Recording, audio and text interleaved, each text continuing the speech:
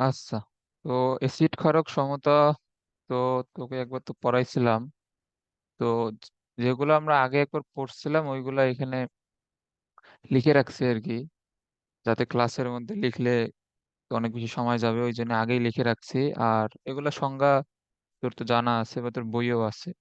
তো প্রথমে অ্যাসিড ক্ষারক সমতার এইখানে যে অ্যাসিডের যে সংজ্ঞাটা, এখানে যে রাসায়নিক দ্রব্য ও উপাদান পানিতে দ্রবীভূত হয়ে হাইড্রোজেন আয়ন বা প্রোটন দান করে তাকে অ্যাসিড বলে, এটা জানা। এখন এইচ প্লাস কে যে প্রোটন বলা হয় এটা তো জানিস, কারণ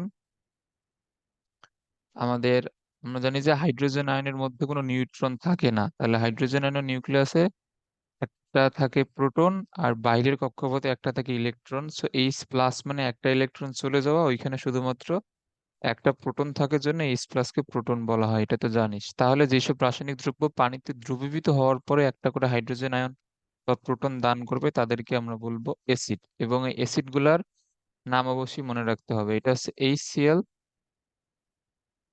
HCl এর আমাদের এটা হচ্ছে রাসায়নিক নাম, না সরি, এগুলো হচ্ছে আমাদের বাণিজ্যিক নাম। এগুলো হচ্ছে আমাদের বাণিজ্যিক নাম, আর এগুলো হচ্ছে আমাদের রাসায়নিক নাম। সো রাসায়নিক নামগুলো তো এমনিতে নর্মাল যৌগের যেভাবে নামকরণ করা হয় ওইভাবে। সো হাইড্রোজেন এবং ক্লোরাইড, সো এটা হবে হাইড্রোজেন ক্লোরাইড। আর বাণিজ্যিক নাম হাইড্রোক্লোরিক অ্যাসিড। এটা কি? এটা হচ্ছে সালফিউরিক অ্যাসিড। আর এর রাসায়নিক নাম কি? বা হাইড্রোজেন সালফেট, যেহেতু SO4 হচ্ছে সালফেট এবং সালফেটের যোজনী 2। যেহেতু সালফেটের যোজনী 2, হাইড্রোজেনের যোজনী 1, সেহেতু H2। এগুলো তো জানা আছে। এরপরে কার্বনিক অ্যাসিড, তোর তো আবার এই নামগুলো তো মনে থাকে না, এগুলো ভালোভাবে মনে রাখতে হবে। এটা হচ্ছে কার্বনিক অ্যাসিড। আর এইখানে কি আছে? এখানে কার্বনেটের যোজনী 2, সো H2CO3। তাহলে এটা কি হবে? Hydrogen carbonate. আর এটা কি? এটা নাইট্রিক অ্যাসিড। এই যে আমাদের নাইট্রেট আয়নের এই যোজনী 1 মানে NO3, এর যোজনী 1, সো HNO3। এটা হচ্ছে নাইট্রিক অ্যাসিড। আর রাসায়নিক নাম কি? বা হাইড্রোজেন নাইট্রেট। আর এটা হচ্ছে CH3 COOH। এইটার নাম কিভাবে ইথানোয়িক অ্যাসিড হয় এটা আমরা 11 নম্বর চ্যাপ্টারে গিয়ে ভালোভাবে জানতে পারবো। এবং এই যে আমাদের এই প্রথম চারটা হচ্ছে আমাদের অজৈব অ্যাসিড আর কি। এই প্রথম চারটা হচ্ছে আমাদের অজৈব অ্যাসিড, এবং একমাত্র এটাই হচ্ছে আমাদের জৈব অ্যাসিড। সো এইটা হচ্ছে আমাদের জৈব অ্যাসিড, আর এগুলো হচ্ছে আমাদের অজৈব অ্যাসিড। তো এটার নাম হচ্ছে ইথানোয়িক অ্যাসিড অথবা অ্যাসিটিক অ্যাসিড। আচ্ছা, তো এখন কোনগুলা সবল এবং কোনগুলা দুর্বল এগুলো অবশ্যই মাথায় রাখতে হবে। এইখানে আমাদের হাইড্রোক্লোরিক অ্যাসিড, সালফিউরিক অ্যাসিড এবং নাইট্রিক অ্যাসিড এই তিনটা হচ্ছে সবল। আর দুর্বল অ্যাসিডের মধ্যে আছে কার্বনিক অ্যাসিড এবং ইথানোয়িক অ্যাসিড অথবা অ্যাসিটিক অ্যাসিড, এই দুইটা হচ্ছে দুর্বল। সো সবল কোনগুলা আর দুর্বল কোনগুলা এগুলা লাগবে, কারণ ওই যে আমাদের অ্যাসিড এবং ক্ষারের বিক্রিয়ায় লবণের প্রকৃতি কিরকম হয় এটা জানার জন্য সবল নাকি দুর্বল এটা জানা লাগে। সো এগুলা মুখস্থ থাকা লাগবে যে কোনটা সবল এবং কোনটা দুর্বল। তো সবল হচ্ছে আমাদের hydrochloric acid, sulphuric acid, nitric acid. আর দুর্বল হচ্ছে আমাদের কার্বনিক অ্যাসিড এবং ইথানোয়িক অ্যাসিড। আচ্ছা, এগুলা তো এখানে আমি লিখে দিয়েছি, তুই এগুলা যদি নোট করিস। নোট করিস বলতে নোট তো অবশ্যই করা লাগবে, কারণ নোট করে না পড়লে তো এগুলো মনে থাকবে। তো এগুলা ই- একদম এইভাবে ঠিকঠাক মতো লিখে রাখবে। আচ্ছা, তো অ্যাসিড কি, তারপরে তার প্রোটন কি, অজৈব অ্যাসিড কোনগুলা, জৈব অ্যাসিড কোনগুলা, সবল অ্যাসিড কোনগুলা এবং দুর্বল অ্যাসিড কোনগুলা, এগুলো জানলাম। এখন হ্যাঁ, এখন দেখ আমাদের সবল অ্যাসিডের আমাদের সংজ্ঞা কি। সবল অ্যাসিড বলতে বোঝায় যে আমরা আহ একটু আগে যে অ্যাসিডের সংজ্ঞা যে পড়লাম, যে যেসব রাসায়নিক উপাদান জলীয় দ্রবণে দ্রবীভূত হয়ে প্রোটন দান করে তাদেরকে আমরা বলবো অ্যাসিড। তাহলে সবল অ্যাসিডের সংজ্ঞা হচ্ছে যেসব অ্যাসিড আমাদের পানিতে সম্পূর্ণরূপে দ্রবীভূত হবে।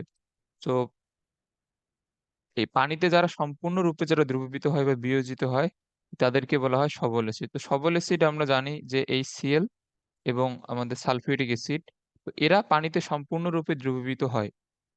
সো পানিতে সম্পূর্ণরূপে এখন আমাদের এরা এইখানে যখন শুধুমাত্র HCl তখন এরা কিন্তু কঠিন অবস্থায় আছে। তো HCl বা আহ, এইখানে এখন এদেরকে পানিতে দ্রবীভূত করার জন্য আমরা যখন এখানে পানি যোগ করব তখন এটা হয়ে যাবে AQ। সো এই চিহ্নটা অবশ্যই লিখতে হবে। এটা হচ্ছে একুয়াস সলিউশন।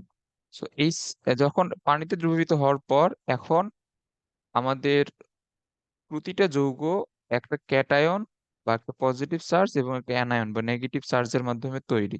সো পানিতে যখন দ্রবীভূত হবে তখন এরা এই যে ক্যাটায়ন এবং অ্যানায়নে বিভক্ত হয়ে যাবে। তো এইখানে ক্যাটায়ন কোনটা? H+ AQ। আর এইখানে আমাদের অ্যানায়ন কোনটা? Cl- বা ক্লোরাইড আয়ন AQ। সেম ভাবে সালফিউরিক অ্যাসিডের ক্ষেত্রেও এটাকে পানিতে দ্রবীভূত করার পর জলীয় দ্রবণে পরিণত হয়েছে। তারপরে দেখ এখানে H2 মানে দুইটা হাইড্রোজেন এবং সালফেট আয়ন। সালফেট আয়নের আমার যোজনী কত? সালফেট আয়নের যোজনী হচ্ছে -2।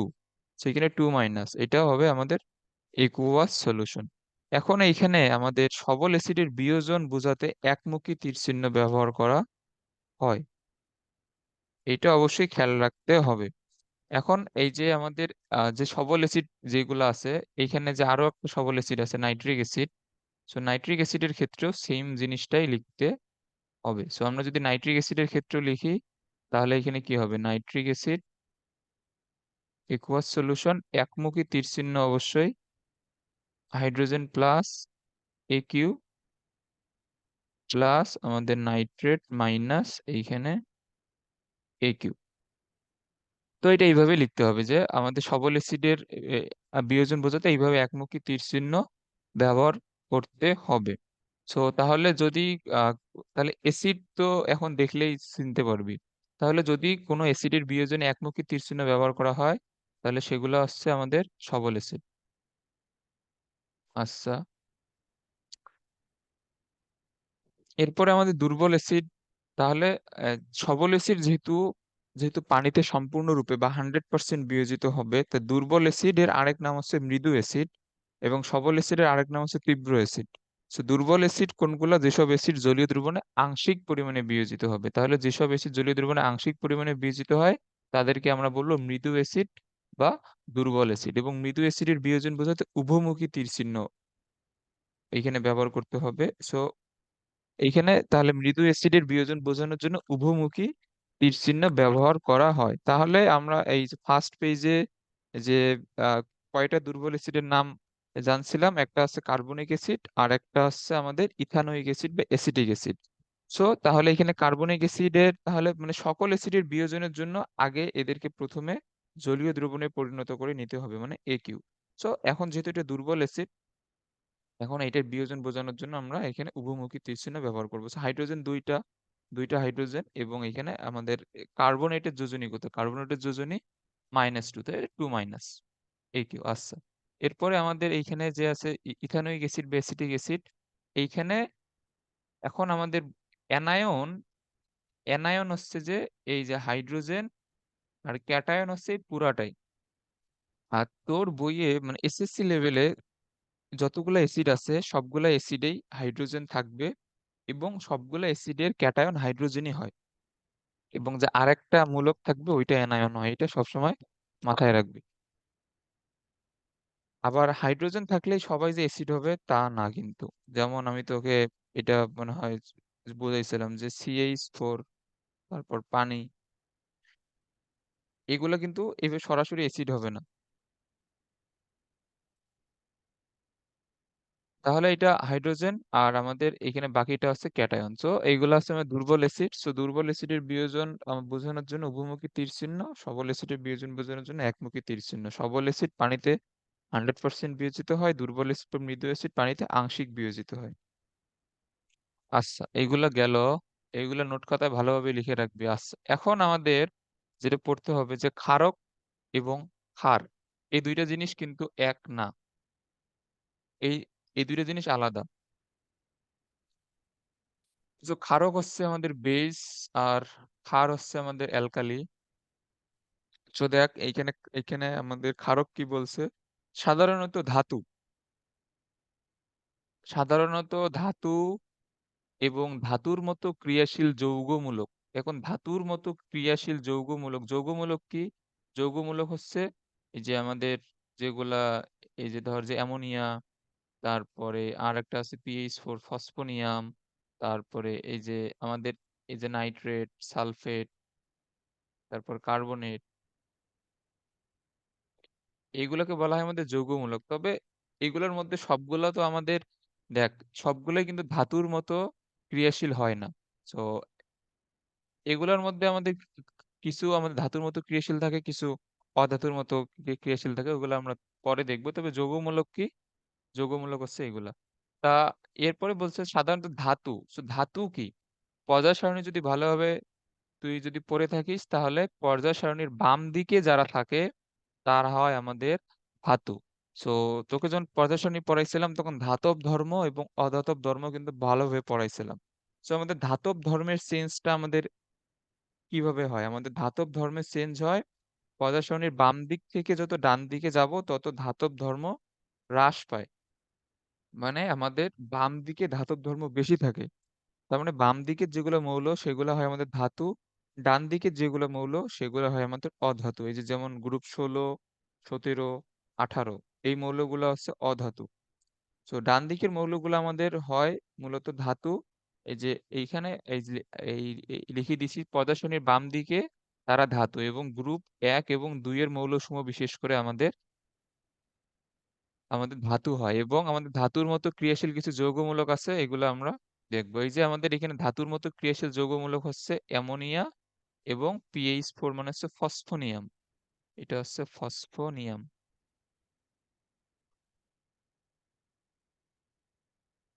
ফসফোনিয়াম।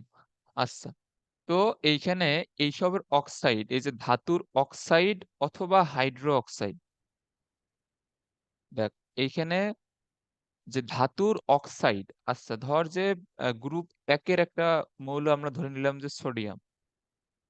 সোডিয়ামের অক্সাইড কি হবে? সোডিয়ামের অক্সাইড আমরা যদি লিখি তাহলে অক্সিজেনের যোজনী কত? 2। সোডিয়ামের যোজনী কত? 1। তাহলে এখানে Na2O। এটা কি হবে? এটা হলো একটা ধাতুর অক্সাইড। সো এই যে ধাতুর অক্সাইড গুলা আমাদের কি হবে? হবে ক্ষারক এবং হাইড্রো অক্সাইড। আবার যদি আমরা একটা যদি গ্রুপ 1 এর একটা যদি ধাতু লিখি পটাশিয়াম, এর হাইড্রো অক্সাইড কি হবে? KOH, কারণ পটাশিয়ামের যোজনী 1, OH এর যোজনী -1। তাহলে এদের যেহেতু দুইজনের যোজনী 1 সেহেতু এখানে KOH বা পটাশিয়াম হাইড্রোক্সাইড এটাও আমাদের একটা কি হবে? এটাও একটা ক্ষারক হবে। আবার আমি যদি লিখি যে গ্রুপ 2 এর একটা অক্সাইড, যেমন গ্রুপ 2 এ আমাদের ম্যাগনেসিয়াম আছে অথবা অথবা বেরিলিয়াম আছে। তো ম্যাগনেসিয়ামের যোজনী 2।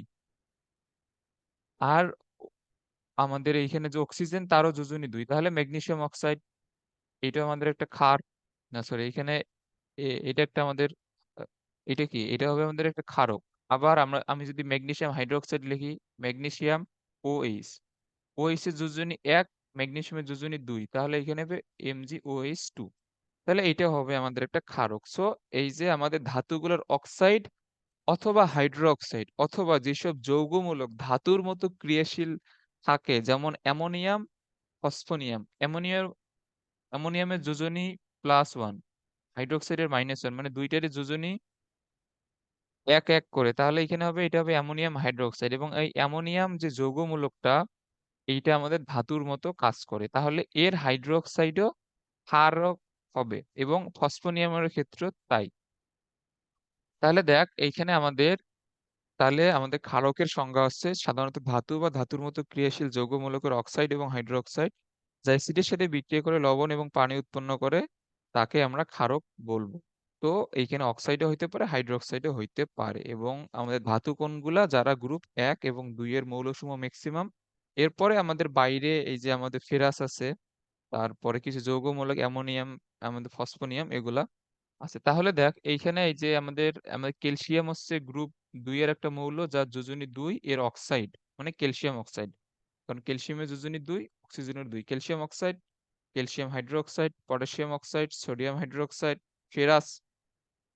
দেখ এটা কিন্তু ফেরাস, কারণ এখানে এখানে আয়রনের যোজনী 2, এইখানে আয়রনের যোজনী 3, মানে এটা হচ্ছে ফেরিক।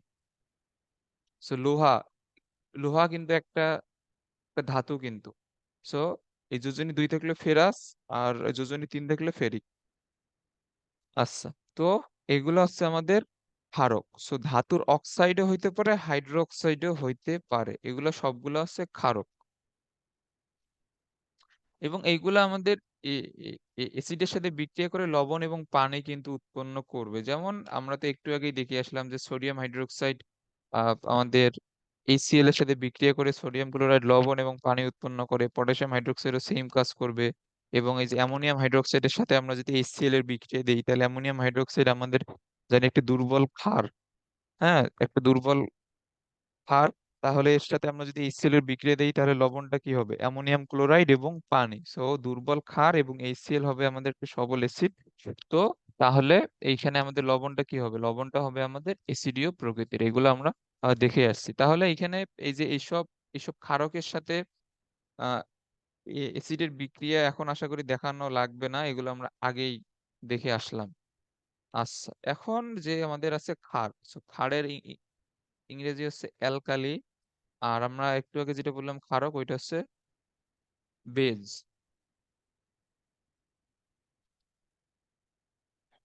আচ্ছা, এখানে দেখ, ধাতু এবং ধাতুর মতো ক্রিয়াশীল যৌগমূলক, এই যে আমরা তো এই লাইনটা আগেও দেখলাম যে ধাতু এবং ধাতুর মতো ক্রিয়াশীল যৌগমূলক, এদের হাইড্রোক্সাইড যৌগসমূহ, এই যে এইখানে জিনিসটা দেখ, আমাদের ক্ষারকের সংজ্ঞায় কি ছিল? অক্সাইড এবং হাইড্রোক্সাইড দুইটাই থাকতে পারবে, বাট ক্ষার হইতে হলে শুধুমাত্র হাইড্রোক্সাইড গুলা, এবং যেগুলা পানিতে দ্রবীভূত। দেখ, এখানে অবশ্যই পানিতে এই দ্রবীভূত হইতে হবে, তাদেরকে ক্ষার বলে। সো ক্ষারক হওয়ার জন্য আমাদের পানিতে দ্রবীভূত হওয়ার শর্তও ছিল না। যে এবং আমাদের এখানে শুধুমাত্র হাইড্রোক্সাইডও ছিল না, ওইটা অক্সাইডও হইতে পারতো অথবা হাইড্রোক্সাইডও হইতে পারতো। কিন্তু আমাদের এখানে ক্ষার হওয়ার জন্য হাইড্রোক্সাইড হইতে হবে এবং পানিতে দ্রবীভূত হইতে হবে। যেমন এইখানে দেখ, আমাদের সোডিয়াম একটা ধাতু, এর হাইড্রোক্সাইড হচ্ছে সোডিয়াম হাইড্রোক্সাইড, এবং সোডিয়াম হাইড্রোক্সাইড ভালোভাবেই পানিতে দ্রবীভূত হয়। আবার পটাশিয়াম হাইড্রোক্সাইডও সেম, ক্যালসিয়াম হাইড্রোক্সাইডও সেম, এগুলা সবগুলা হাইড্রোক্সাইড যৌগ আমাদের ধাতুগুলার। তো এইগুলা আমাদের ক্ষার হবে। সো কিন্তু এই যে আমরা যে এখানে দেখে আসলাম ফেরাস হাইড্রোক্সাইড এবং ফেরিক হাইড্রোক্সাইড, এরা ক্ষার। ক্ষার না, সরি, এটা ক্ষারক। ঠিক আছে, বাট এই যে দেখ, আয়রন বা লোহা খুবই শক্ত একটা ধাতু হওয়ায় ফেরাস বা ফেরিক হাইড্রোক্সাইড এই যৌগটা পানিতে দ্রবীভূত হয় না। তাই এটি ক্ষারক হলেও ক্ষার হবে না। কারণ ক্ষার হওয়ার জন্য আমাদের পানিতে দ্রবীভূত হইতে হবে, বাট এটা পানিতে দ্রবীভূত হয় না। সো এটা আমাদের ক্ষারক হবে কিন্তু ক্ষার হবে না। আবার আমি যদি বলি যে দেখ, সোডিয়াম হাইড্রোক্সাইড কিন্তু ক্ষারক হবে, কারণ এটা পানিতে দ্রবীভূত হয় এবং হাইড্রোক্সাইডও আছে। বাট আমি যদি সোডিয়াম অক্সাইড লিখি অথবা ক্যালসিয়াম অক্সাইড লিখি, এরা কি ক্ষার হবে? ক্ষার হবে না। কারণ আমাদের ক্ষার হওয়ার জন্য শর্ত কি? ক্ষার হওয়ার জন্য শর্ত হচ্ছে হাইড্রোক্সাইড থাকতে হবে। তাহলে এখানে এটা ক্ষারক, ক্ষারক হবে, ঠিক আছে, বাট ক্ষার হবে না। সো এই জন্য আমরা এইখানে আমাদের বইয়ে একটা যে, তাহলে দেখ, সকল ক্ষার, এই যে আমাদের যে ক্ষারগুলা আছে সোডিয়াম হাইড্রোক্সাইড, ফেরিক, তাহলে আমাদের যে এই যে আমাদের যেগুলো ক্ষার হবে, মানে sodium hydroxide, potassium hydroxide, calcium hydroxide, সকল ক্ষার ক্ষারক। কারণ এইগুলো তোমাদের ক্ষারকও হবে, যে এগুলা কিন্তু সকল ক্ষারক, যেমন এই যে ক্যালসিয়াম অক্সাইড অথবা ফেরিক হাইড্রোক্সাইড, এগুলা ক্ষারক কিন্তু এগুলা ক্ষার না। তাহলে সকল ক্ষারক ক্ষার নয়। এই লাইনটা খুবই ইম্পর্টেন্ট, এটা খ নাম্বারে আসে কিন্তু প্রায় প্রায় তোর যখন টেস্ট পেপার সলভ করবি তখন দেখবি যে এটা নিয়ে প্রশ্ন অবশ্যই আছে। তো আশা করি এটা বুঝতে পারছিস যে কোনগুলা ক্ষার ক্ষারক হবে এবং কোনগুলা ক্ষারক ক্ষার হবে না। আচ্ছা, এটা আশা করি বুঝতে পারছিস। হ্যাঁ, এখন দেখ অ্যাসিড এবং ক্ষারের বিক্রিয়া। তো অ্যাসিড এবং ক্ষারের বিক্রিয়ায় লবণ এবং পানি উৎপন্ন হয়। তাহলে অ্যাসিড এবং ক্ষারের বিক্রিয়ায় যেহেতু লবণ এবং পানি উৎপন্ন হয়, এই বিক্রিয়াটাকে আমরা বলি একটা প্রশমন বিক্রিয়া। তো এইখানে আমাদের সোডিয়াম হাইড্রোক্সাইড আমরা আমরা দেখে এসেছি যে এটা একটা সবল ক্ষার, এবং HCl বা অ্যাসিড এইটা একটা সবল অ্যাসিড আমরা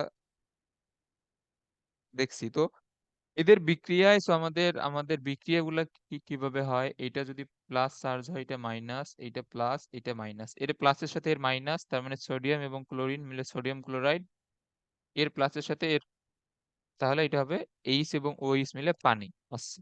এখন এই যে প্রশমন বিক্রিয়াটা আমাদের কয়েক প্রকার হইতে পারে। সবল অ্যাসিড এবং সবল ক্ষারের মধ্যে যদি বিক্রিয়া হয়, তাহলে লবণটা হবে নিরপেক্ষ প্রকৃতির। তো সবল অ্যাসিড কোনটা? সবল অ্যাসিড হচ্ছে আমাদের এখানে HCl। সবল ক্ষার কোনগুলা? সবল ক্ষারের মধ্যে আমরা জানি সোডিয়াম হাইড্রোক্সাইড আছে, পটাশিয়াম হাইড্রোক্সাইড আছে, এগুলা। এখন যদি এর মধ্যে আমরা বিক্রিয়া করি তাহলে সোডিয়াম ক্লোরাইড এবং পানি উৎপন্ন হবে। সো দুইটাই যেহেতু সবল অ্যাসিড এবং সবল ক্ষার, তুই এটা আগে থেকেই জানিস, তো এখানে লবণটা হবে আমাদের নিরপেক্ষ প্রকৃতির। আচ্ছা, তো এইখানে একটা জিনিস দেখ, এইখানে আমাদের দুইটা লাইন লেখা আছে যে লবণের যেটা আমাদের ক্যাটায়ন থাকে, লবণের এই ক্যাটায়নটা, লবণের আমাদের যে ক্যাটায়ন, এখানে ক্যাটায়ন মানে কি? ক্যাটায়ন মানে যেটা পজিটিভ চার্জ। তো লবণের ক্যাটায়ন মানে সোডিয়াম প্লাস, এবং লবণের অ্যানায়ন মানে ক্লোরিন মাইনাস। তো লবণের ক্যাটায়ন আসে আমাদের ক্ষার থেকে। এটা মাথায় রাখবি যে লবণের যেটা ক্যাটায়ন এইটা আসবে আমাদের ক্ষার থেকে, আর লবণের যেটা অ্যানায়ন মানে ক্লোরিন মাইনাস বা ক্লোরাইড আয়ন, এইটা আসবে আমাদের অ্যাসিড থেকে। এই দুইটা লাইন খুবই গুরুত্বপূর্ণ। আচ্ছা দেখ, এখন আমরা যদি এখানে লিখি যে সোডিয়াম ক্লোরাইড। আচ্ছা, এখন দেখ আমাদের এখানে অ্যাসিড এবং ক্ষারের বিক্রিয়া। ক্ষার মানে কি? আমাদের ক্ষারের সংজ্ঞা কি ছিল? ক্ষারের সংজ্ঞা মতে একটা আমাদের ধাতু থাকবে এবং তার সাথে অবশ্যই অবশ্যই হাইড্রোক্সাইড যৌগ থাকবে, সরি হাইড্রোক্সাইড যৌগমূলক থাকবে। তার মানে ক্ষার হইতে হলে আমাদের তো হাইড্রোক্সাইড থাকতেই হবে। আচ্ছা, তাহলে যদি এই অ্যানায়নটা যদি ক্ষার থেকে আসে, এটা যদি আমাদের, সরি এই যে আমাদের এই ক্যাটায়নটা যদি ক্ষার থেকে আসে, তাহলে ক্ষার হওয়ার জন্য আমাদের ধাতুর সাথে একটা হাইড্রোক্সাইড থাকতেই হবে। তাহলে এইখানে আমাদের ক্ষারটা কি হবে? Sodium hydroxide. আর এই অ্যানায়নটা আসবে কই থেকে? অ্যাসিড থেকে। তো অ্যাসিড থেকে যদি আসে, তো আমাদের বইতে যেগুলো অ্যাসিড আছে সবার সামনেই এইচ আছে। তো এইখানে তাহলে এইখানে আমাদের ক্লোরাইড আয়ন আমাদের কোন অ্যাসিডে আছে? HCl এ আছে। তো তোকে যদি শুধুমাত্র লবণটা দিয়ে দেয়, তাহলে এই লবণটা কোন ক্ষার এবং কোন অ্যাসিডের বিক্রিয়ার মাধ্যমে আসছে এইটা বের করতে পারবি। তাহলে আমাদের সোডিয়াম ক্লোরাইড লবণটা আসছে কই থেকে? সোডিয়াম হাইড্রোক্সাইড এবং HCl থেকে। তাহলে যদি এরকম হয় তাহলে সোডিয়াম হাইড্রোক্সাইড সবল ক্ষার, এটা আমরা জানি, এবং HCl আমাদের একটা সবল অ্যাসিড, এটাও আমরা জানি। তাহলে এখানে আমাদের এই লবণটার প্রকৃতি কিরকম হবে? উম, নিরপেক্ষ প্রকৃতির। আচ্ছা, তাহলে লবণটার প্রকৃতি হবে আমাদের এখানে নিরপেক্ষ। এই যে দেখ, এখন যদি অ্যাসিডটা যদি সবল হয়, ক্ষারটা যদি দুর্বল হয়, অ্যাসিডটা সবল, সবল অ্যাসিড আমরা জানি যে Cl সালফিউরিক অ্যাসিড অথবা আমাদের নাইট্রিক অ্যাসিড, আর দুর্বল ক্ষার অ্যামোনিয়াম হাইড্রোক্সাইড। আমাদের বইতে যে দুর্বল ক্ষারগুলো ব্যবহার করা হয়েছে, এখানে শুধুমাত্র একটা ইউজ করা হয়েছে, সেটা হচ্ছে অ্যামোনিয়াম হাইড্রোক্সাইড। তো অ্যামোনিয়াম হাইড্রোক্সাইড একটা যদি দুর্বল ক্ষার হয়, তাহলে সবল অ্যাসিড এবং দুর্বল ক্ষারের বিক্রিয়া, তাহলে যেটা সবল হবে বা যেটা বেশি শক্তিশালী হবে তার বৈশিষ্ট্যই তো লবণের মধ্যে প্রকাশ পাবে। তো এইখানে অ্যাসিডটা সবল হলে লবণটা হবে আমাদের অ্যাসিডিক, যা যে সবল তার বৈশিষ্ট্য অনুযায়ী হবে। আচ্ছা, তাহলে এখানে অ্যামোনিয়াম ক্লোরাইড যে লবণটা, এটা হচ্ছে আমাদের অ্যাসিডিক প্রকৃতির লবণ। আচ্ছা, এখন তোকে যদি শুধুমাত্র যদি লবণটা দিয়ে দেয়, তোকে যদি শুধুমাত্র লবণটা দিয়ে বললো যে এটি কোন প্রকৃতির, তো এইটা তোকে প্রশ্ন করলো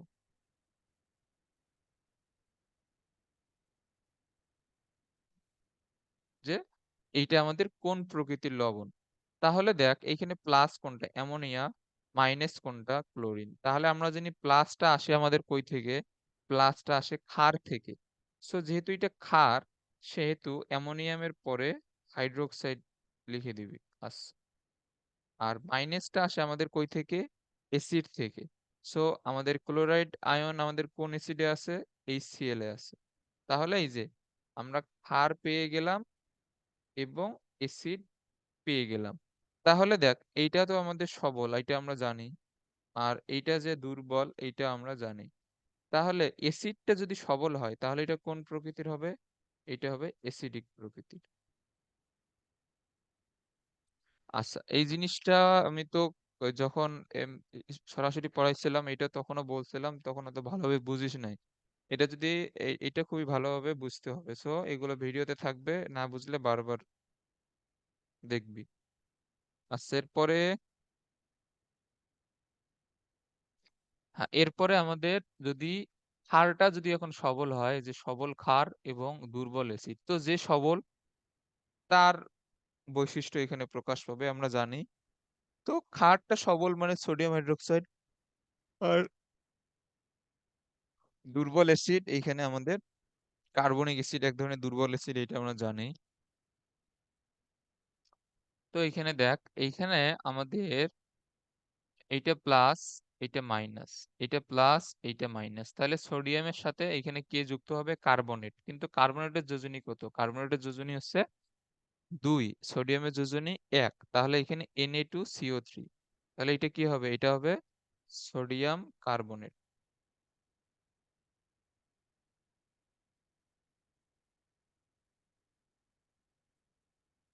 তাহলে এটা কি হবে? আমাদের সোডিয়াম কার্বনেট। আচ্ছা, সোডিয়াম কার্বনেট। আচ্ছা দেখ, তো সোডিয়াম কার্বনেট, এখন এইখানে আমাদের প্লাস কোনটা? প্লাস হচ্ছে সোডিয়াম, মাইনাস হচ্ছে কার্বনেট। তাহলে প্লাসটা আসবে আমাদের ক্ষার থেকে, তাহলে সোডিয়ামের তাহলে ক্ষার হবে কোনটা? সোডিয়াম হাইড্রোক্সাইড, এটা আমরা জানি। এবং কার্বনেট, কার্বনেট যেহেতু মাইনাস, এটা আসবে আমাদের কই থেকে? অ্যাসিড থেকে। তো আমাদের কোন অ্যাসিডে তাহলে কার্বনেট আছে? কার্বনিক অ্যাসিডে, মানে H2CO3। অথবা এর সাথে তুই সামনে একটা এইচ বসাই দিবি, কিন্তু যেহেতু কার্বনেটের যোজনী 2, সেহেতু এইচ এর সাথে আমাদের এখানে কি বসবে? 2 বসবে। আচ্ছা, তো এইটা আমাদের একটা সবল ক্ষার, এইটা আমাদের একটা দুর্বল অ্যাসিড। তো এইটা আমাদের সবল, এইটা আমাদের মৃদু বা দুর্বল লিখতে পারি, সেটা দুর্বল। তাহলে আমাদের লবণটা কি হবে? যেহেতু ক্ষারটা সবল সেহেতু এটা হবে ক্ষারীয়। আচ্ছা, এখন দুর্বল ক্ষার এবং দুর্বল অ্যাসিড হলে নিরপেক্ষই হবে। যেমন অ্যামোনিয়াম হাইড্রোক্সাইড একটা দুর্বল অ্যাসিড, এইটাও একটা দুর্বল ক্ষার। না সরি, অ্যামোনিয়াম হাইড্রোক্সাইড একটা দুর্বল ক্ষার, এবং আমাদের H2CO3 বা কার্বনিক অ্যাসিড একটা দুর্বল অ্যাসিড। সো এদের মিশ্রণে যে লবণটা তৈরি হবে এইটা কি হবে? এইটা হচ্ছে অ্যামোনিয়া, এটা হচ্ছে কার্বনেট। তাহলে এই লবণটার নাম কি? এই লবণটার নাম হবে অ্যামোনিয়াম কার্বনেট। তাহলে এই লবণটার নাম হবে আমাদের অ্যামোনিয়াম, অ্যামোনিয়াম কার্বন। তাহলে এটা আমাদের একটা নিরপেক্ষ প্রকৃতির লবণ। সেম ভাবে তোকে যদি এইখানে শুধুমাত্র লবণটা দিয়ে দেয়, তাহলে এটা বের করতে পারবি না। এটা হবে প্লাস, এটা হবে মাইনাস। তো প্লাস মানে ক্ষার থেকে তাহলে অ্যামোনিয়ামের সাথে জাস্ট হাইড্রোক্সাইডটা বসাই দিবে। আচ্ছা, কারণ ক্ষার হইলেই আমাদের হাইড্রোক্সাইড ওইখানে থাকতেই হবে অবশ্যই। আর আমাদের কার্বনেট বা মাইনাসটা আসবে কই থেকে? অ্যাসিড থেকে। তাহলে এটা আমাদের কোন অ্যাসিড হবে? কার্বনেটের ক্ষেত্রে কার্বনিক অ্যাসিড। তাহলে এটাও দুর্বল, এটাও দুর্বল, তাহলে এটা হবে নিরপেক্ষ। আচ্ছা, এখন আমাদের এইখানে কিছু বিষয় আছে, যে সবল অ্যাসিড অথবা সবল ক্ষার এবং দুর্বল অ্যাসিড অথবা দুর্বল ক্ষার, এদের বিক্রিয়ায় আমাদের কিছু জিনিস আছে এইখানে যেটা শিখতে হবে।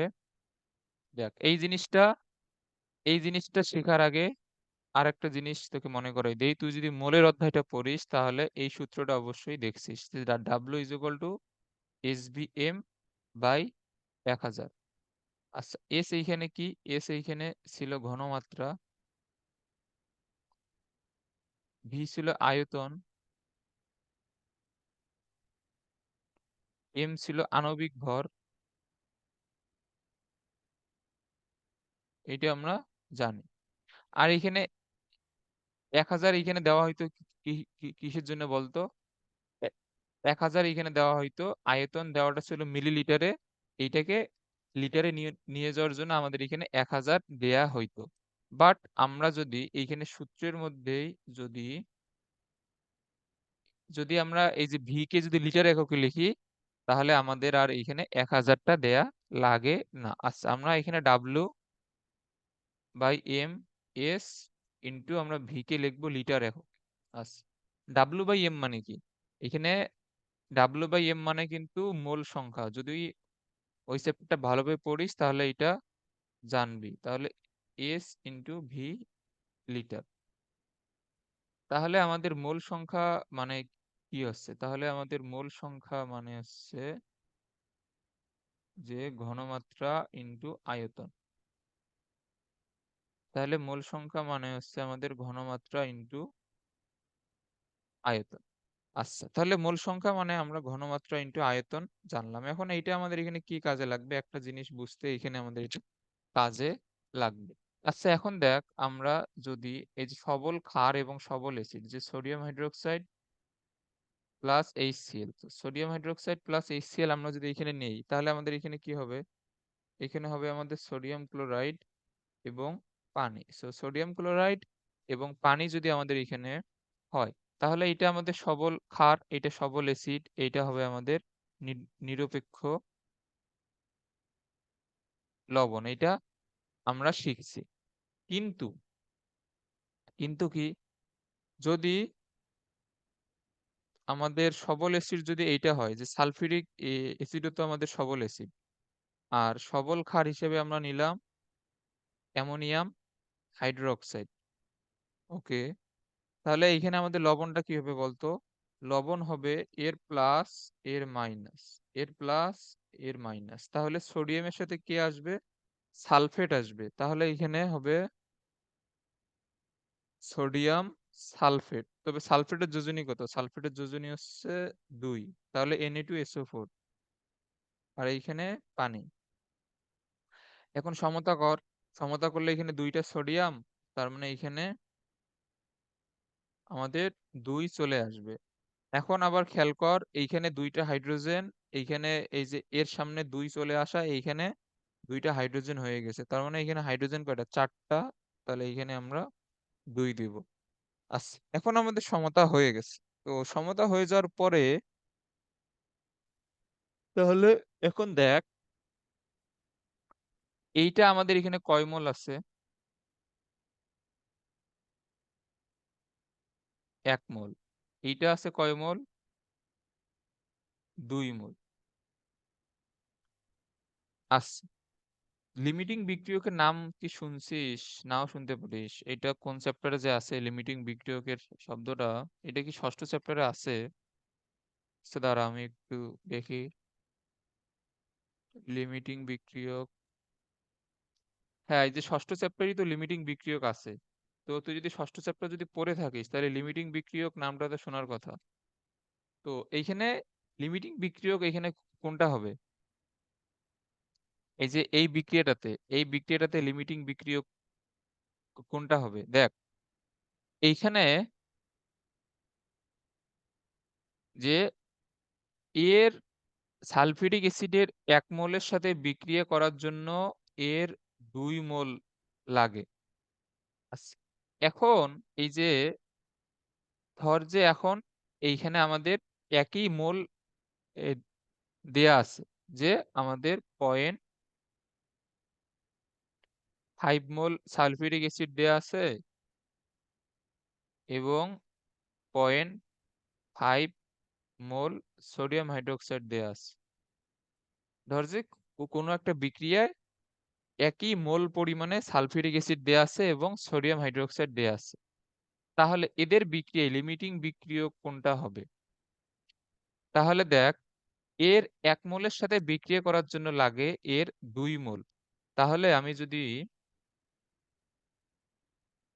তাহলে দেখ এইখানে সালফিউরিক অ্যাসিডের কয় মোল দেয়া আছে? 0.5 মোল। এটা খেয়াল কর। তাহলে এর 0.5 মোলের সাথে বিক্রিয়া করার জন্য এর লাগবে কত? 0.5 ইন্টু 2।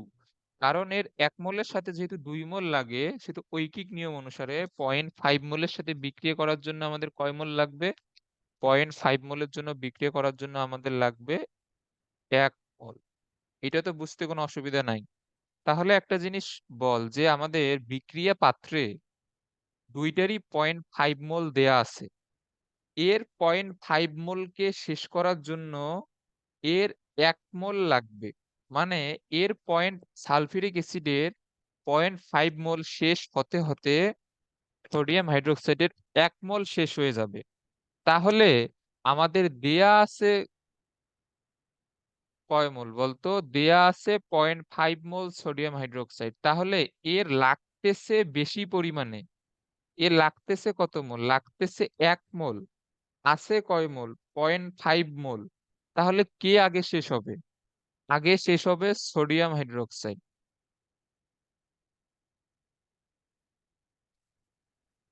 তাহলে এখানে আগে শেষ হবে কি? আগে শেষ হবে সোডিয়াম হাইড্রোক্সাইড। বুঝতে পারছিস এটা? আগে কে শেষ হবে? আগে শেষ হবে সোডিয়াম হাইড্রোক্সাইড। আচ্ছা আবার বলি, এইখানে এর 0.5 মোলকে শেষ করার জন্য এর 1 মোল লাগে। তাহলে এর এই যে সোডিয়াম হাইড্রোক্সাইডের আচ্ছা, তাহলে আমাদের যতটুকু শেষ হবে সোডিয়াম হাইড্রোক্সাইড, সালফিউরিক অ্যাসিড তার অর্ধেক শেষ হবে। তাহলে সোডিয়াম হাইড্রোক্সাইডের 0.5 মোল শেষ হইতে হইতে, এই যে সোডিয়াম হাইড্রোক্সাইডের 0.5 মোল শেষ হইতে হইতে সালফিউরিক অ্যাসিডের কত মোল শেষ হবে? সোডিয়াম হাইড্রোক্সাইডের অর্ধেক, মানে 0.25 মোল। তাহলে দেখ, যখন সোডিয়াম হাইড্রোক্সাইড শেষ হয়ে যাবে তখন সালফিউরিক অ্যাসিড আমাদের এখানে এই কতটুক শেষ হবে? 0.25 মোল শেষ হবে। বাট আছে কতটুক? 0.5 মোল। তাহলে 0.25 মোল থাকবে, অবশিষ্ট থাকবে। আচ্ছা, এইটা হয়তো এখন বুঝতে পারছিস। তাহলে এখানে অবশিষ্ট থাকবে। তাহলে এখানে লিমিটিং বিক্রিয়ক কোনটা? এখানে লিমিটিং বিক্রিয়ক হচ্ছে এই যে আমাদের সোডিয়াম হাইড্রোক্সাইড। এইটা হচ্ছে আমাদের লিমিটিং বিক্রিয়ক। তাহলে তাহলে বিক্রিয়া শেষ হওয়ার পরও আমাদের বিক্রিয়া পাত্রে কে থেকে যাচ্ছে? বিক্রিয়া পাত্রে থেকে যাচ্ছে, কিন্তু দেখ এখানে অবশিষ্ট থাকবে কে? অবশিষ্ট থাকবে সালফিউরিক অ্যাসিড। তাহলে যেহেতু বিক্রিয়া পাত্রে সালফিউরিক অ্যাসিড অবশিষ্ট থাকবে, সেহেতু আমাদের লবণটা, এই যে লবণটা, এই লবণটা হবে আমাদের অ্যাসিডীয় প্রকৃতির। কারণ আরো সালফিউরিক অ্যাসিড বা অ্যাসিড আমাদের অবশিষ্ট থাকবে। সুতরাং এইটা হবে আমাদের অ্যাসিডীয় প্রকৃতির লবণ হবে। আচ্ছা, তো এইটা যদি বুঝে থাকিস তাহলে দেখ, এইখানে আমাদের এই যে এইটা তো টেস্ট পেপারেরই প্রশ্ন বা সাপ্লিমেন্ট, এটা কুমিল্লা বোর্ড 2019-এ আসছে। এইখানে দেখ, এইখানে পাত্র এ তে আমাদের দিয়ে দিছে 100 মিলিলিটার সোডিয়াম হাইড্রোক্সাইড এবং এইখানে দিয়ে দিচ্ছে 100 মিলিলিটার সালফিউরিক অ্যাসিড। এইখানে বলে দিচ্ছে যে এবি পাত্রে দ্রবণ মিশ্রিত করলে দ্রবণটা কি রকম হবে। এখন তুই যদি এটা যদি না জানিস, তুই যে যে আগে এটা এই নিরপেক্ষ দাগাই দিবি যে সোডিয়াম হাইড্রোক্সাইড সবল ক্ষার, সালফিউরিক অ্যাসিড সবল অ্যাসিড, তাহলে এটা আমাদের কি হয়ে যাবে? এটা আমাদের নিরপেক্ষ হয়ে যাবে, বাট এটা হবে না। এখন দেখ এইখানে এই যে সেম ভাবে এইখানে আমাদের যে ভি এর মান দেয়া আছে, যে V1 = V2 100 মিলিলিটার।